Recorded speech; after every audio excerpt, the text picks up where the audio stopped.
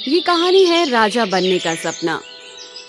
बहुत समय पहले की बात है। एक छोटे से गांव में एक अमित नाम का नवयुवक रहता था। वो अपनी माँ के साथ रहता था। अमित को किताबें पढ़ने का बहुत शौक था। उसने सभी तरह की किताबें पढ़ रखी थी, लेकिन अमित इतना गरीब था कि वो अधिक पुस्तक नहीं खरीद सकता था। उसको अधिक से अधिक पुस्तकें खरीदने में उसके चाचा उसकी मदद किया करते थे। वो गांव में सबकी मदद किया करता था और नगर के लोग भी उसकी मदद करने से पीछे नहीं हटते थे। वो बहुत ही ईमानदार और अच्छे दिल का इंसान था और अमित अपने राज्य का राजा बनना चाहता था और अक्सर अपनी माँ से कहता रहता है, माँ, मैं राजा बनना चाहता हूँ। मैं सोता हूँ तो रोज यही सपना देखता हूँ कि मैं सोनपुर का राजा बन गया हूँ। ओ बेटा, ये तुम क्या कह रहे हो? ऐसे सपने क्यों देखते हो? क्या तुम्हें नहीं पता कि तुम राजा कभी नहीं बन सकते? माँ, तुम ये क्या कह रही हो? आखिर मैं राजा क्यों नहीं बन सकता? मुझ में और राजा में क्या अंतर है? वो भी तो मेरी तरह इंसान ही है। बेटा, हम गरीब लोग हैं और गरीब लोगों का राजा बनने का कोई अधिकार नहीं होता है। लेकिन अमित को अपनी माँ द्वारा कही गई बात का कोई असर नहीं पड़ता था। वो अभी भी राजा बनने का सपना देखता रहता था। धीरे धीरे ये बात नगर में फैल गई और नगर में इस बात को लेकर चर्चाएं होने लगी कि होते होते ये चर्चाएं नगर के राजा इंद्रजीत के पास जा पहुंची। और एक दिन महाराज ने अपने मंत्री से कहा, मंत्री जी, मैं चाहता हूँ कि नगर का जो लड़का राजा बनना चाहता है उसे मेरे पास लाया जाए। जो आज्ञा महाराज, मैं अभी उस लड़के को दरबार में बुलाता हूँ। मंत्री ने एक पहरेदार को उसके घर पे भेजा। सुनो नवयुवक, तुम्हें महाराज ने दरबार में अभी तुरंत बुलाया है। क्या मुझे महाराज ने बुलाया है? मैं अवश्य आऊंगा। पहरेदार और अमित दोनों दरबार की ओर निकल जाते हैं। फिर अमित महल में पहुंच गया। तब महाराज ने अमित से कहा, मैंने सुना है कि तुम राज्य का राजा बनना चाहते हो और लोगों को भी इस बारे में बता रहे हो। जी महाराज, आपने बिल्कुल ठीक सुना है। तुम राजा बनने का सपना क्यों देखते हो?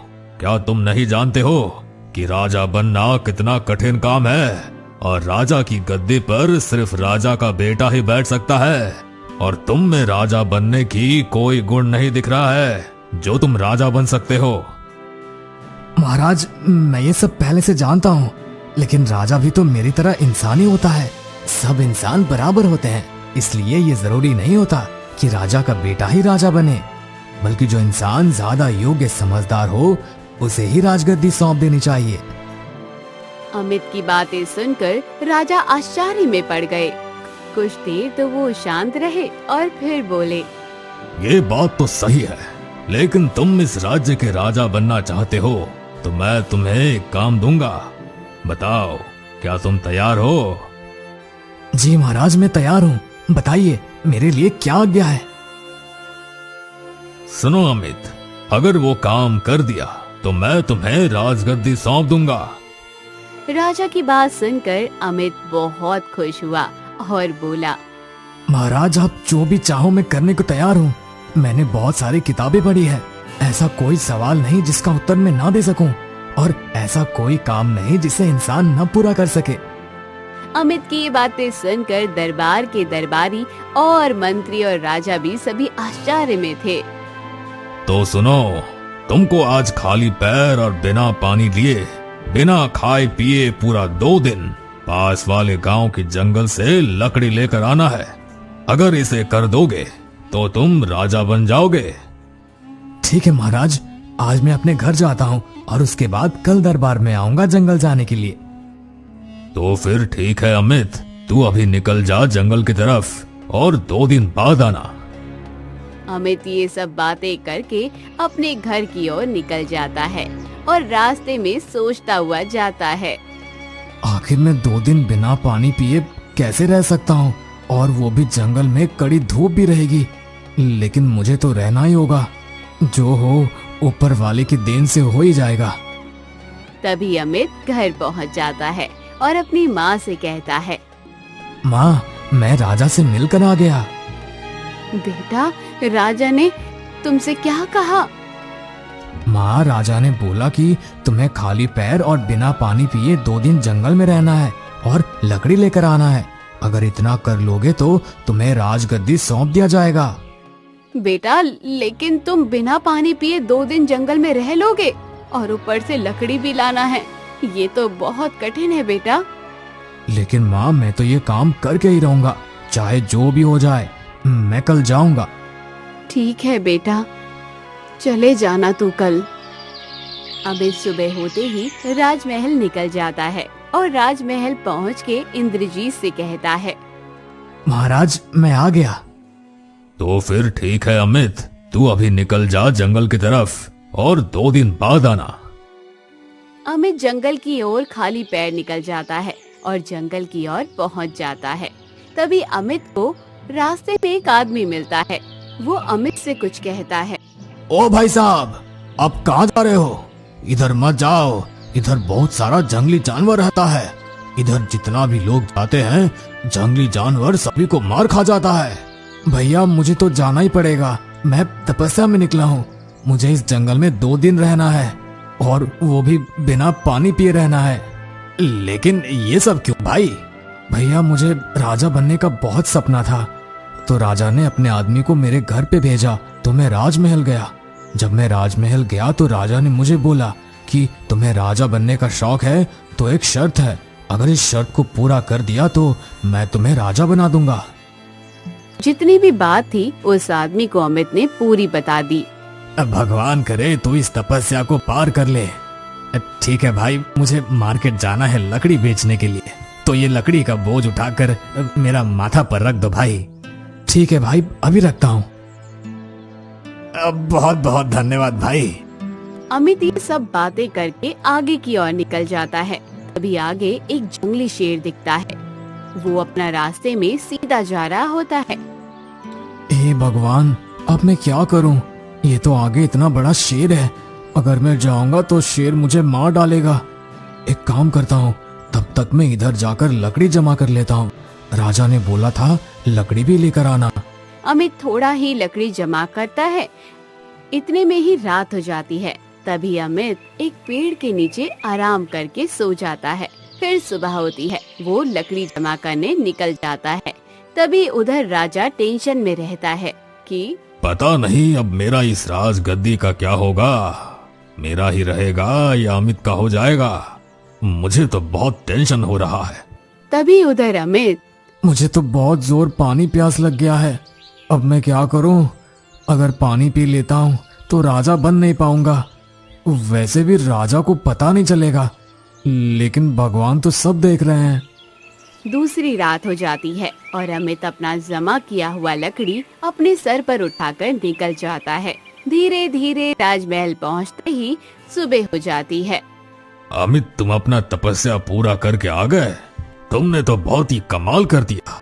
अब तो तुम राजा बन के ही जाओगे। हाँ महाराज, क्यों नहीं, इस बार मैं राजा बनूंगा।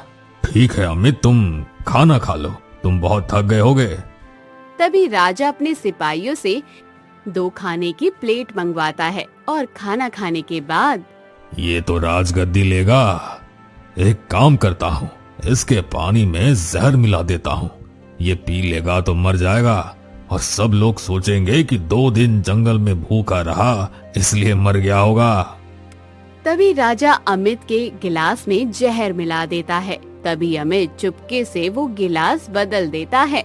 महाराज, पहले आप खाइए, उसके बाद हम खाएंगे, क्योंकि आप राजा हैं, तो आगे आपका ही खाना फर्ज बनता है। ये तो बहुत ही चालाक है। एक काम करता हूँ, खाना नहीं खाता हूँ और इसको राजगद्दी सौंप देता हूँ। तभी राजा ने पूरे गांव के लोग को महल में बुलाया और फिर से वो कहता है, देखो भाई लोग, ये अपना तपस्या पूरा कर लिया है। आज से मेरी जगह राजा ये रहेगा और आज से राजमहल की गद्दी पर यही बैठेगा। अमित को सिंहासन पर बैठा दिया जाता है और पूरा माहौल बन जाता है और अमित पूरा खुश हो जाता है। तो सुनो भाई लोग, आज से इस राज्य का राजा मैं हूँ। आप लोगों को जो भी चीज का समस्या होगा उसका समाधान मैं करूंगा। अमित पूरे गांव में गरीब लोगों के घर पहुंचकर चापाकल दिया और पूरे गांव में एक बहुत बड़ा नदी बनवाया और भी बहुत सारी चीजें बनवाई। अमित का यही सपना था कि मैं राजा बनूं और सबकी मदद करूं। अमित ये सब काम बहुत अच्छी तरह से करता और बहुत खुश होता था और फिर घर लौट जाता था और फिर माँ के साथ अपना जीवन खुशी से बिताने लगता है। तो दोस्तों, कैसी लगी आपको ये कहानी? कमेंट सेक्शन में जरूर बताइए। चैनल को जरूर सब्सक्राइब कीजिए। अम्बे तू है जगदम्बे काली, जय दुर्गे खप्पर वाली, तेरे ही गुण गाए भारती। ओ मैया हम सब उतारे तेरी आरती।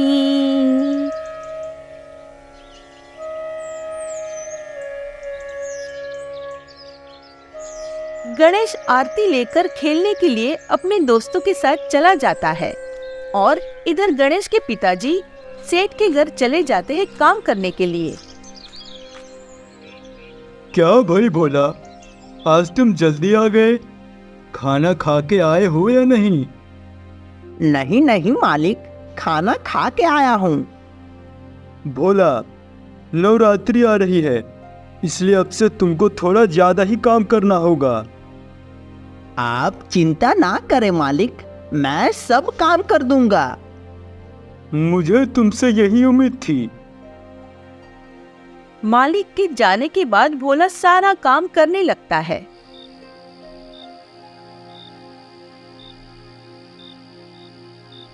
मालिक, आपने जैसा बोला था मैंने सारा काम कर दिया।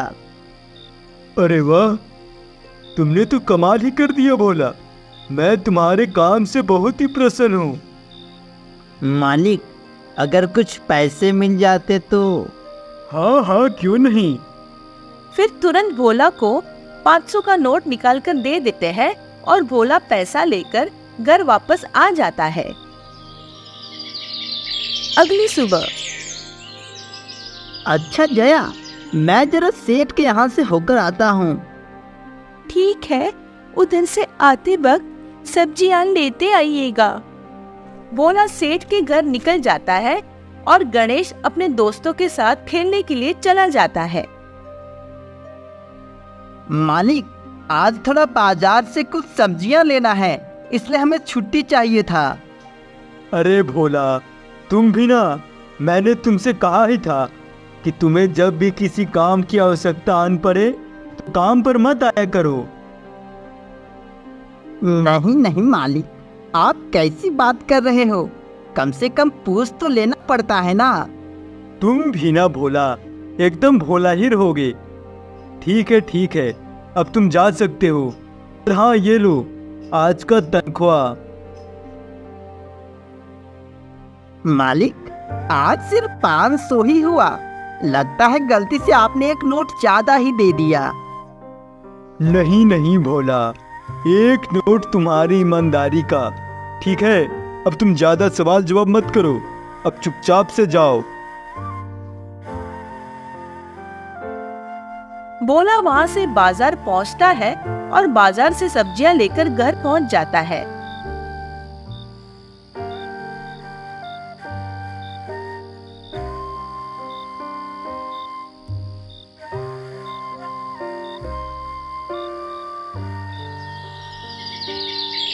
अगले दिन भोला सेठ के घर पहुँचता है, लेकिन वह देखता है कि मालिक के घर के पास काफी भीड़ इकट्ठा होती है।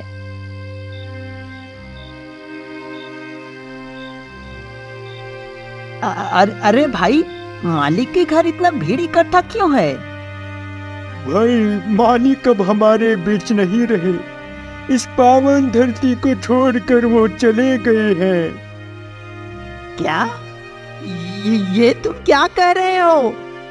हाँ भाई, मैं सच कह रहा हूँ। भोला खुद जाकर देखता है। वो ये देखता है कि मालिक सच में ही दुनिया छोड़कर जा चुके हैं।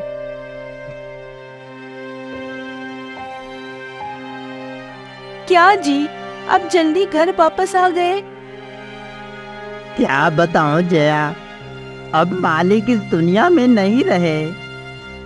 क्या? ये क्या कह रहे हैं आप? हाँ जया, मैं सही कह रहा हूँ। अब आप क्या करोगे? अब आपके पास कोई काम भी नहीं है जो आप करोगे। तुम चिंता ना करो जया, अगर दुर्गा माँ ने चाहा तो सब ठीक हो जाएगा। भोला उस दिन के बाद से अपने खेतों में सब्जियां उगाने लगता है और बाजार में बेचने का काम करने लगता है। ले लो ताजे ताजे सब्जियां, हरे हरे सब्जियां, आओ भाई आओ, ले लो। क्या भाई साहब, सब्जी ताजी ताजी है ना? भाई लीजिए ना, 40 रुपए केजी आलू है। ठीक है, 1 केजी टमाटर और 1 केजी आलू दे दो। भोला उस व्यक्ति को सब्जी दे देता है और वो सब्जी लेकर वहाँ से चला जाता है और इस तरह से भोला की सारी सब्जियां बिक जाती है। क्या जी, आज का बाजार कैसा रहा? अब क्या ही बताऊं जया, आज का बाजार तो काफी अच्छा था। हमारी सारी सब्जियां ही बिक गई। अगर इसी तरह से चला तो हम बड़े ही धूमधाम से नवरात्रि की पूजा कर पाएंगे। हाँ तुम ठीक कह रही हो। अच्छा चलो ठीक है, अब जल्दी से मेरे लिए खाना निकालो, मुझे बहुत जोर से भूख लगी है। हाँ, अभी निकलती हूँ। जया खाना निकालकर भोला को दे देती है और भोला खाना खाकर सो जाता है।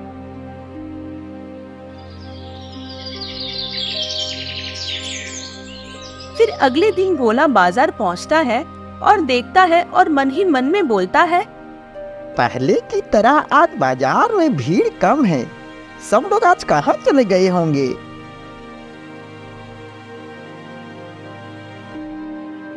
भाई ये सब कैसे दिए? भाई लीजिए ना, 40 रुपए केजी आलू है। ठीक है भाई, 1 केजी दोनों दे दो। भाई आज काफी लोग नहीं आए हैं, ऐसा क्यों? नहीं भाई, वैसी बात नहीं है। पास में ही एक बिग बाजार खुल गया है और सभी ग्राहक मार्केट करने के लिए वहीं पे जाने लगे हैं और वहाँ पे तरह तरह के सामान के साथ सब्जियां भी मिलते हैं, इसलिए सभी लोग वहीं पे जाते हैं। धीरे धीरे करके बाजार के सभी व्यापारियों ने अपनी अपनी सब्जियां को बिग बाजार में लाद दिया, लेकिन भोला अपनी सब्जी को इस वाहन में नहीं लादता है। इसी तरह चलता रहा। फिर एक दिन बिग बाजार के मालिक भोला के घर पहुंचता है।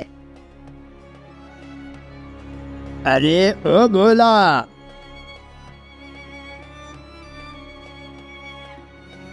जी कहिए। ये मैं क्या सुन रहा हूँ भोला, तुम बिग बाजार में अपनी सब्जियां बेचने नहीं जाते हो? मालिक मैं मर जाऊंगा, लेकिन आपके पास सब्जियां नहीं बेचूंगा।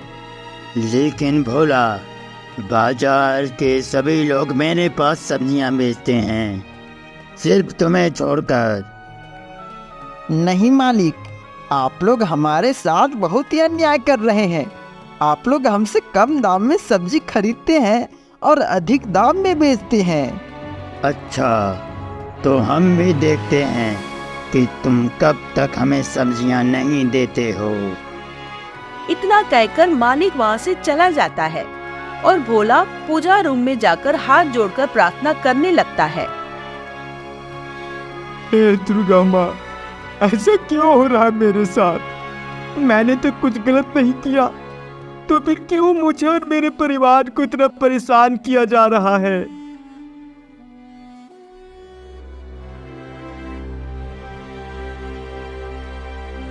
अरे भाई, क्यों बेच रहे हो लालची लोगों को अनाज? अरे भोला भाई, हमें सब्जी के अच्छे दाम मिल रहे हैं, तो बिग बाजार को देने में क्या दिक्कत?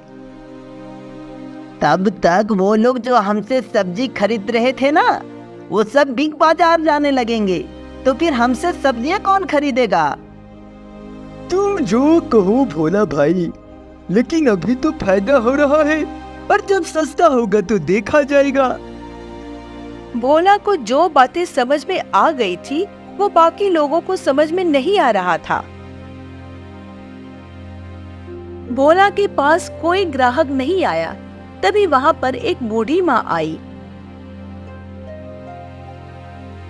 बेटा, मुझे 1 किलो आलू चाहिए था, तेरे पास है ना? हाँ हाँ माँ जी, ताजे ही आलू हैं। लेकिन मेरे पास पैसे नहीं है।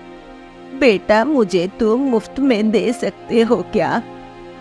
बेटा, मेरे घर में खाने के लिए कुछ भी नहीं है। मुफ्त में? ठीक है, ले जाइए माँ जी। भूखी पेट सोने का दुख तो मैं भी जानता हूँ। ये लीजिए। तेरा बहुत बहुत शुक्रिया बेटा। दुर्गा माँ तुझे बहुत सारी धन दौलत दे। सब्जी लेकर बूढ़ी माँ वहां से चली जाती है। भोला ऐसे ही दिन काटता गया। फिर उसके पास एक आदमी एक बार वहां आता है। हाँ भोला, अगले हफ्ते मेरे बेटे की शादी है। उसके लिए मुझे बहुत सारे सब्जियां चाहिए था, लगभग यही 5 लाख रुपए का। कि क्या 5 लाख रुपए? हो जाएगा मालिक, लेकिन आप बिग बाजार से ना खरीद कर मेरे पास क्यों आए हो? सुना है बिग बाजार वाले सब्जी को ताजा रखने के लिए दवाई मिला रहे हैं। मुझे ताजे सब्जियां चाहिए भाई, तुम्हारे पास हो जाएगा ना? हाँ हाँ मालिक, हो जाएगा।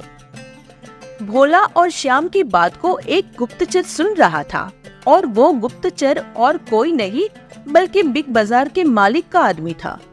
गुप्तचर ये सारी बातें अपने मालिक को बता देता है। अच्छा, तो ये बात है। अब उससे बदला लेने का सही वक्त आ ही गया है, और 5 लाख की भी तो बात है।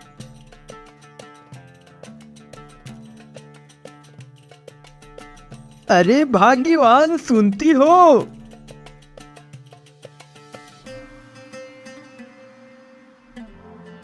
क्या हुआ जी? अरे भाग्यवान, अब हमारे अच्छे दिन आने वाले हैं। लेकिन ऐसा क्या हो गया? कहीं लॉटरी तो नहीं लग गई?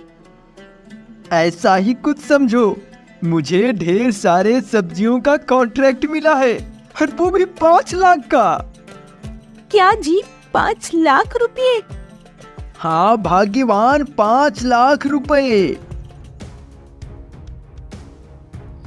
रात का समय हो जाता है।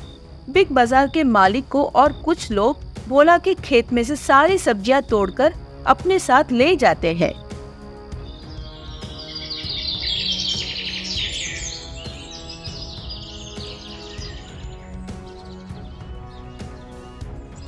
अरे ये क्या हो गया? हमारी सारी सब्जियां किसने चुरा ली? भोला सर पर हाथ रखकर बैठ जाता है। तभी वहां पे बूढ़ी माँ आती है। क्या हुआ बेटा, तुम इतने परेशान क्यों हो? भोला बूढ़ी माँ को सारी बातें बता देता है। तुम चिंता मत करो भोला, और सभी यहाँ से जाओ और कल आकर अपनी सब्जियों को ले जाना। भोला वहाँ से चला जाता है। तब बूढ़ी माँ अपने दादू से सारी सब्जियां वापस ला देती है, और भोला सुबह आकर देखता है कि सारी सब्जियां वापस मिल जाती है। अरे मेरी सारी सब्जियां तो लौट आई। माँ, आपने ये कैसे कर दिया? तब बूढ़ी माँ अपने असली रूप में आ जाती है। बेटा, मैं तुमसे अधिक खुश हूँ, इसलिए मैंने तुम्हारी मदद की, और तू चिंता मत कर। फिर से बाजार में लोग आएंगे और तेरी सब्जियां फिर से बिकेगी। तथास्तु। इतना कहकर माँ अदृश्य हो जाती है, और भोला सारी सब्जियां लेकर कॉन्ट्रैक्ट को दे देता है। और अगले दिन यह खबर आती है कि बिग बाजार में आग लग गई और बाजार में वापस लोग आने लगे। भोला अब पूरे धूमधाम से नवरात्रि की पूजा करने लगता है।